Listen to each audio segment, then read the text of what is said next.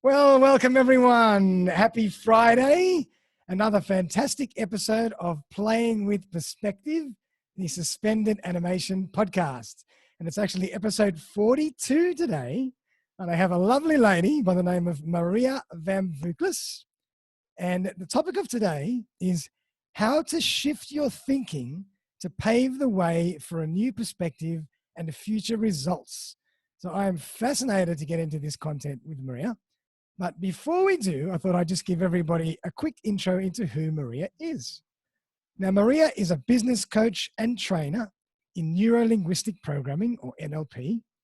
She is the director and founder of The Conscious CEO with over 15 years combined experience in personal and professional development.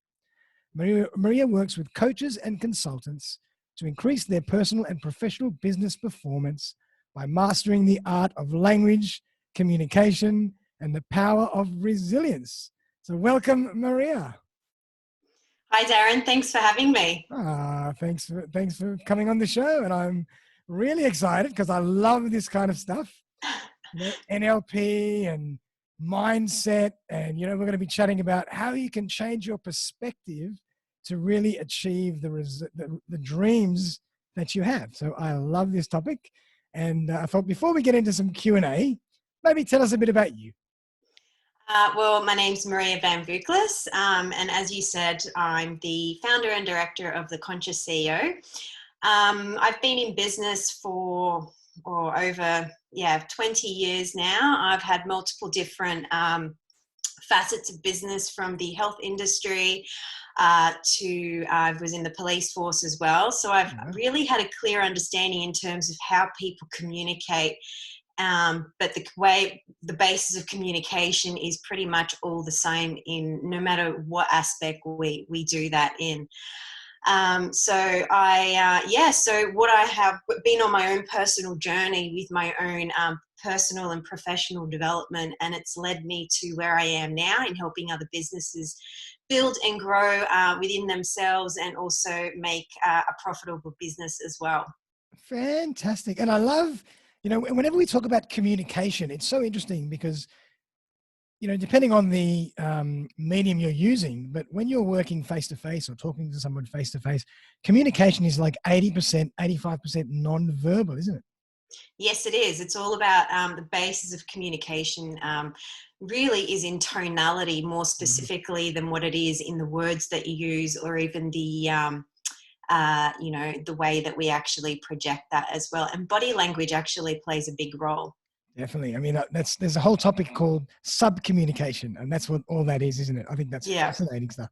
I've done some reading on that, and it's really, really interesting. But my first question today is I want to kind of dive into the realm of mindset and perspective. So I think it was Albert Einstein that said the definition of insanity is doing the same thing over and over again and expecting different results. And we all do this constantly. So what's your take on that? So everyone is programmed a specific way, whether they're conscious of it or not. And what, this quote specifically means is that we run these specific programs unconsciously, and we continue to expect a different change based on the same programming that we're actually running. Yep. So the idea is to be aware of what those steps are that's causing you to make those decisions, and know how to take feedback from that in being able to make those minor adjustments to be able to create different results from that. So an example of that would be trying to build a house with foundations that are made of mud and expecting to build a solid structure of a house, when in fact, if you go and continuously do that, the house will eventually crumble. Yeah. But if we change our approach in being able to know how to do things differently, we can create solid structures and create great results. Awesome. So that's where it all comes down to what we're going to chat about today. How do we change our foundation and our perspective to build those strong foundations that will get us the results we want? Absolutely. So, I mean, how do you work with people to really start to shift their way of thinking to build those foundations? Yeah, so that's a great question. And the way that I actually work with people is being able to understand what's actually happening on an unconscious level. Right. And we run these things called strategies, and they are the basis of the programs that we run to be able to create the results that we want to create. And in everything that we do, we have strategies for. And in business, a lot of people in business are taught how to do a great strategy, Yep. the steps to be able to create a profitable business.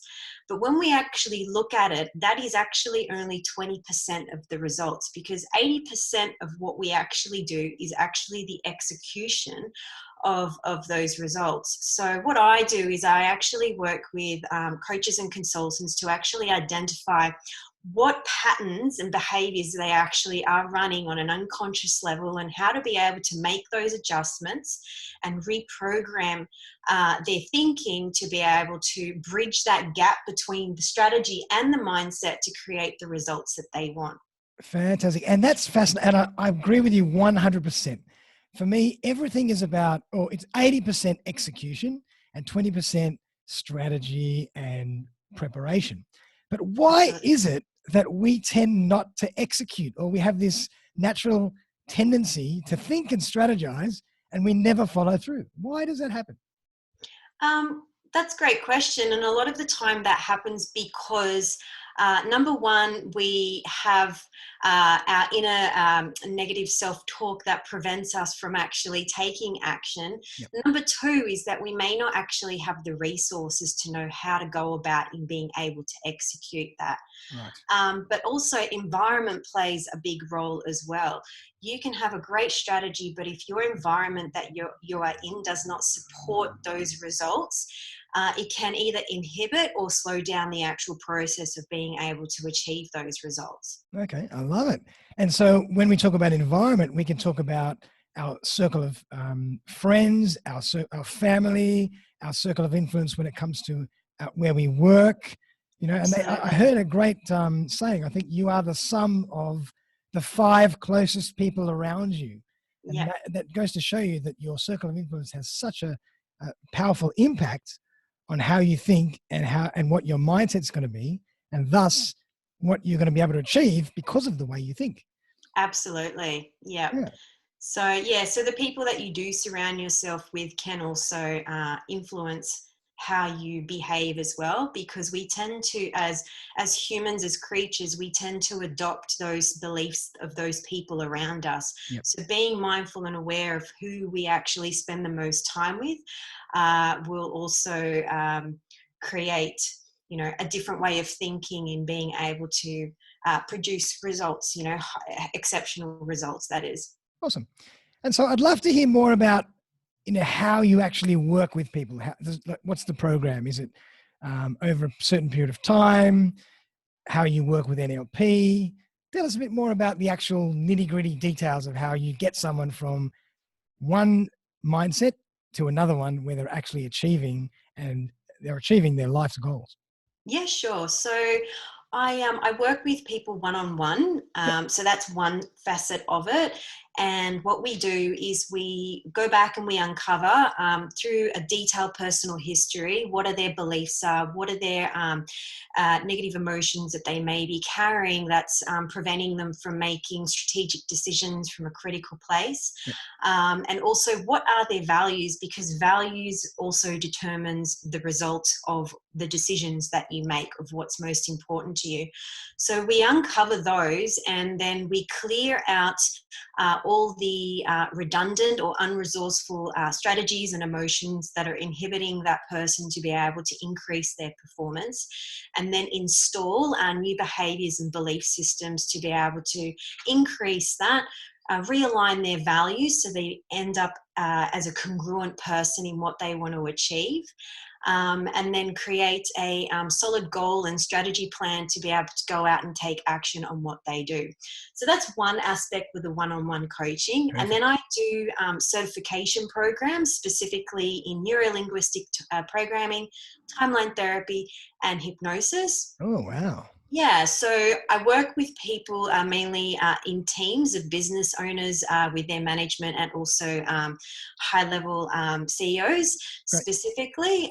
What this does, it gives clarity around what their sales system is, also how they manage their team to create more cohesiveness, but also improving their negotiation skills throughout, business as well. Fantastic. So you do a lot of workshops as well, corporate workshops.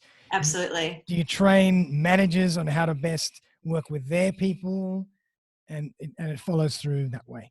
Yes, yes. Wow. And now I'd love to hear more about NLP, because NLP has been something that it's been around for quite a while now, and I've heard a lot about it. But is NLP the be all and end all when it comes to this, or is it just one part of the process? You mentioned hypnotherapy. I mean, obviously you might combine hypnotherapy with NLP, with other things. So I'd love to learn more about, how you actually gauge and read people with NLP and what you do with hypnosis. Yeah, sure. Great question. So NLP has been around for some time. It's Yeah. been around since the 70s, and it was created by a guy called Richard Bandler and John Grindler, and they were actually, not to bore you with too much history, but one of them was a physicist and the other one was a computer programmer, and they came together and they found out that you can actually shift people's behaviors and thinking by actually reprogramming their mind. And to break this down, NLP is all about neuro, which is all about the nervous system and how we actually store all our emotions and thinking, and how we actually behave is stored in the nervous system. And then linguistics is all about language. So a big part of the results that we go out and achieve is how we actually communicate, not only with others, but with ourselves. And we communicate based on our five senses. However, the one biggest point of communication is our self-talk, which most people are unaware of. Wow. And it was actually this guy that did a study, Penfold, and he actually studied how many times we actually have thoughts within our own mind.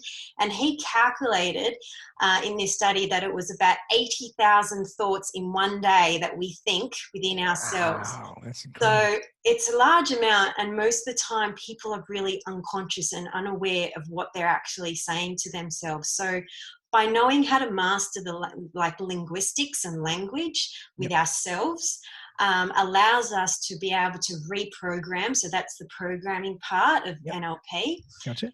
To be able to change what's in the neurology to create new resourceful strategies. So NLP is all about excellence and creating excellence. We don't fix people.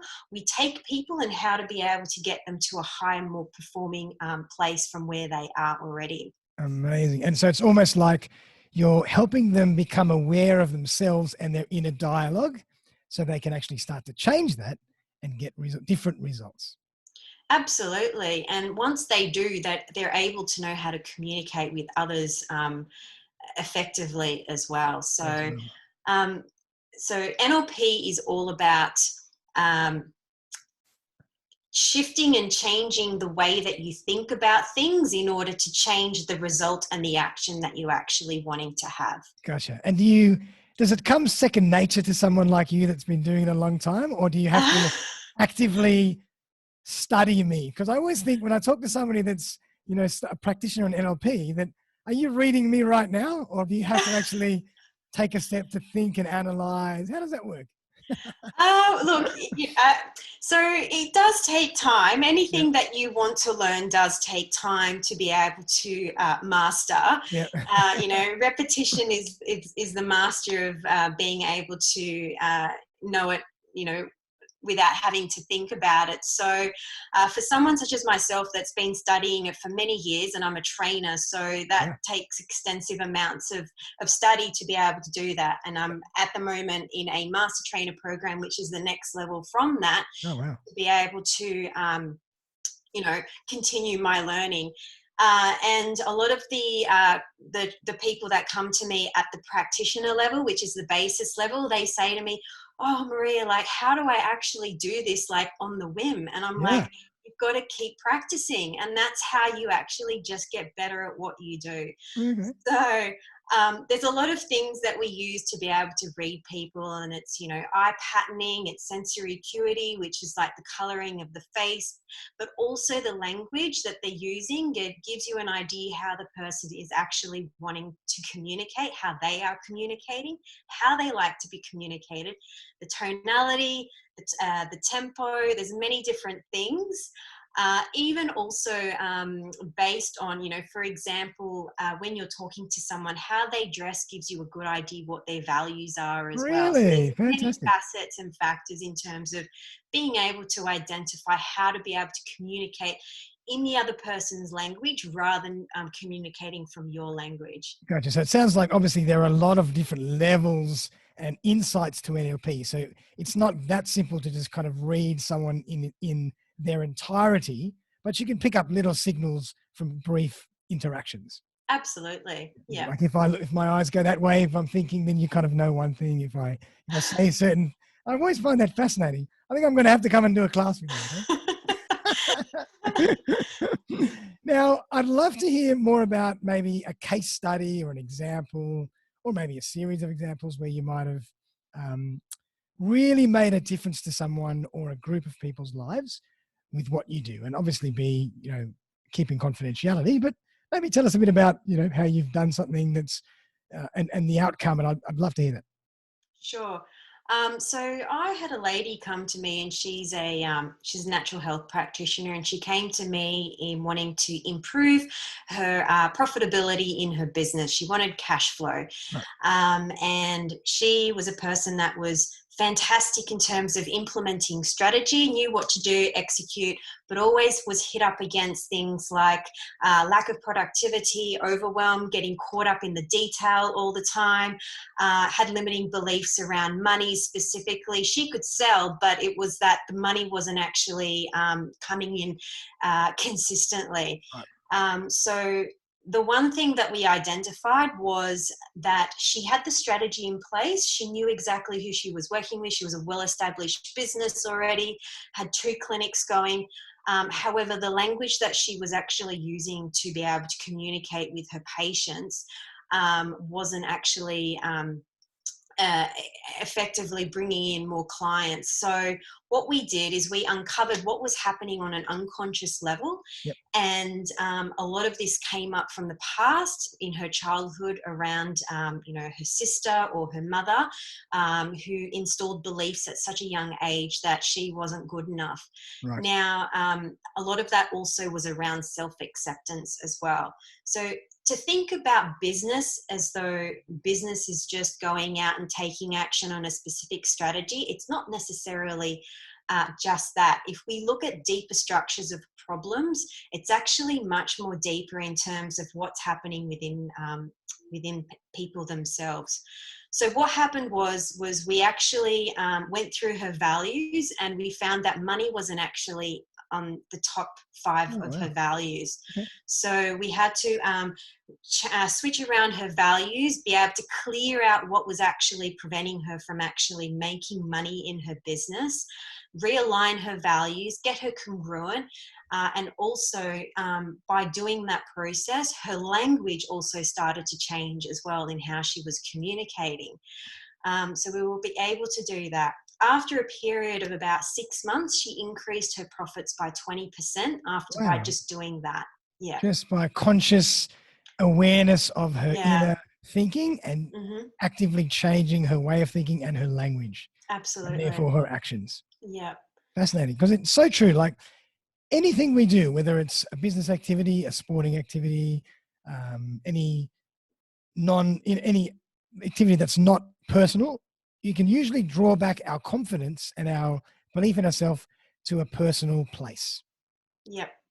That's right. Fascinating stuff. So I suppose that's why you really have to spend time to go deep. And that's quite painful for people. We don't want to do that, do we? No, that's correct, because it's easier to be ignorant, to keep your head in the sand, than to actually deal with what's going on. Yeah. And so obviously when you work with people over, everybody has a different situation. So you'll be working with people over different time frames. Some people, you'll achieve results much faster than others. Is that right? Absolutely. Yeah, absolutely. And to give you another example on that, right, I ran a training for a financial service company. They were financial advisors and they were all men. Okay. And people in finance are really great at detail, but not really great at seeing the bigger picture. So communication is quite transactional. And I was talking to one of the managers, and he was actually the accountant for the firm. And he was saying, he came back to me and he said, "Oh, Maria, you know, with what I learned through the whole NLP course, I'm so glad I learned it, because with what's happening now, I would have been in a heap of mess." Yeah. That was his specific words. So it just goes to show that being able to learn these tools and techniques, it creates flexibility in your thinking to know how to be adaptive in different situations. So I always have this saying, the person with the most flexibility has the greatest results in their behavior. So I love that.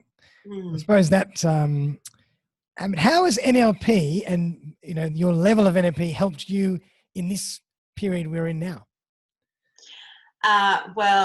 It would have, if I didn't know what I had known now, I probably would have been quite stressed out, quite reactive, and making decisions not strategically. Right. And what NLP does, it allows you to see situations without having the emotional attachment, to be able to critically think about things, and also to run a decision-making strategy that will enable you to be able to create results rather than being reactive in what's just happening now.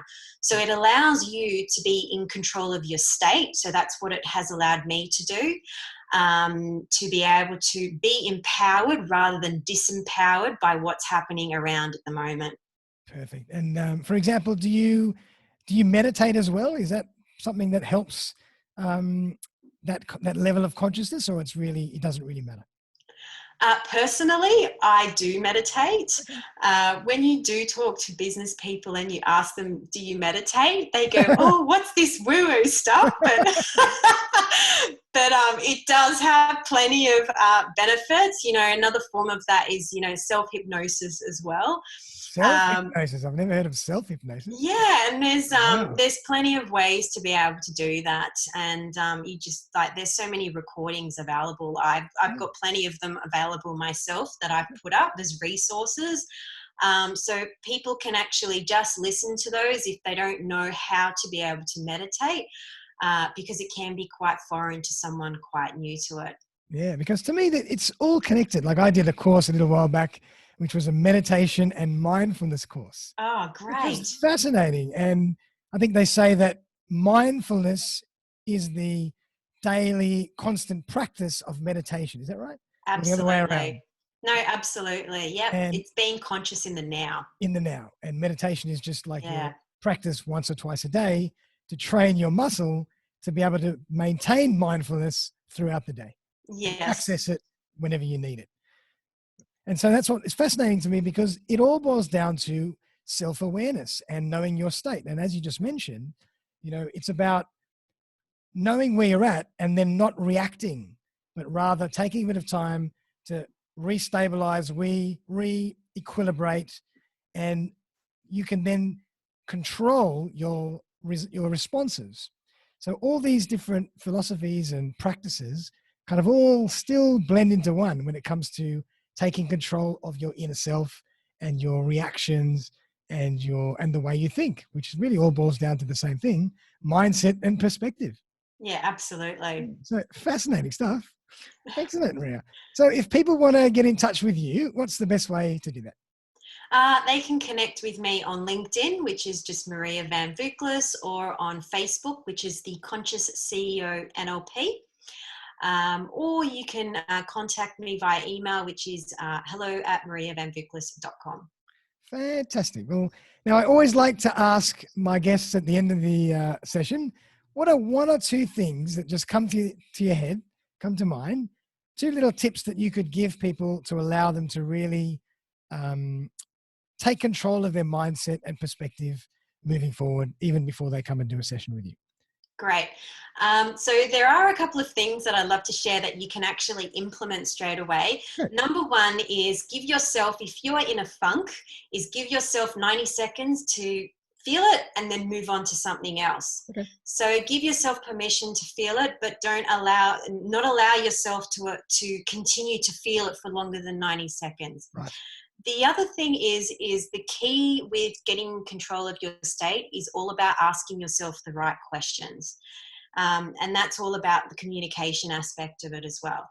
And to be able to, if you get caught in the detail, is to be able to know how to be able to see the picture. And a great question is for that, to get yourself out of the detail if you are feeling overwhelmed, is what's the intention of this, or what's the purpose of this? Gotcha. So that's a great question. If you are a big picture person and you've got a project that you've got to be able to create quickly, and you love to be able to, create things, but not really great with the detail, is what specifically do I need to achieve? What specifically is a great question to ask yourself, to be able to continuously find out what you need to do on that to-do list. The one key thing I have noticed in these times now is a lot of people are really unsure how to be able to laterally think about things, to know how to do things differently. Yep. And a great question to ask yourself, if you are, for example, wanting to make money or wanting to create a different result, is to ask yourself, what's another example of this? What's another example of that, to be able to get another way of being able to do something that creates that same result. I love that. That's really, and it just goes to show you the power of questioning. It's Absolutely incredible. I really love that. So 2 really great takeaways. First one, give yourself permission to just be with whatever it is that happened, but only for 90 seconds, no more. That's right. And then start asking yourself the right questions to allow you to really achieve different results. Instead of dwelling and just saying, why is this happening to me? Ask yourself a constructive question like, what else could I do to change this? What other options do I have? How can I get from A to Z when I'm here now, instead of saying, why is this happening? Poor me, all this kind of stuff. Yeah, all the why questions, they're dead end questions. So all the how and the what questions opens up new ways of thinking to create more resources. I love that. That is really cool. I love it. Beautiful. Well, Maria, thank you so much for being on the show this morning. It was absolutely fascinating. And for anybody out there who's looking to learn more about themselves, learn how to set up a better foundation for better results, study NLP, or work with Maria, please get in touch with Maria, and I'll put all the details for Maria in the show notes.